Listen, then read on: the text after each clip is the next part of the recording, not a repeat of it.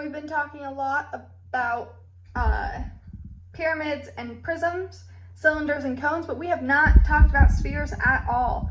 14-6 is all about spheres, their surface area and volumes.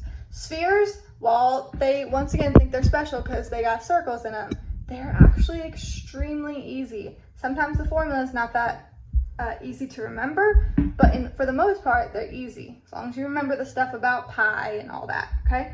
So a sphere, the only measurement we are able to be given on a sphere is a radius, okay? That's it. So then for the surface area of a sphere, it's 4 times pi r squared.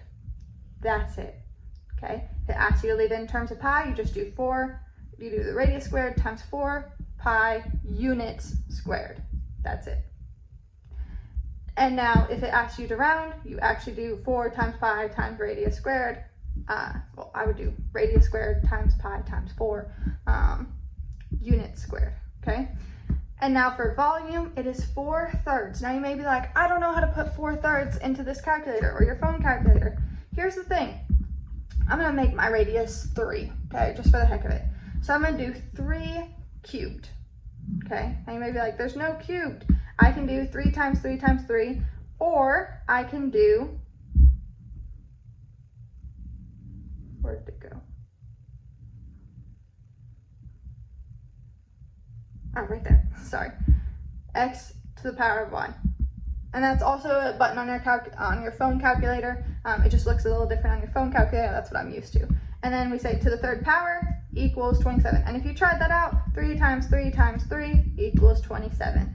So now I have 27 is my radius squared. The way I do 4/3 is I multiply by 4 and then divide by 3. Now, if my answer would be 36 pi units squared, so let's say inches squared.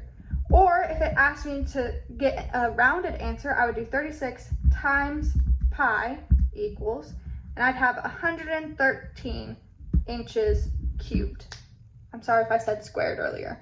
For volume, it is cubed. Area squared, volume is cubed, okay? Let's look at these practice problems. These are very simple. So we got 5 through 15. We're given a radius or diameter. We're asked to find the volume of each in terms of pi and rounded. So we need both answers here. So make sure you're following those directions, okay? So that gives you the radius, cut it in half when it gives you the diameter. Now, same thing here. This time it just gives you the diameter, so you gotta find the radius. Now here's the thing. If it gives you the circumference, remember circumference is 2 pi r.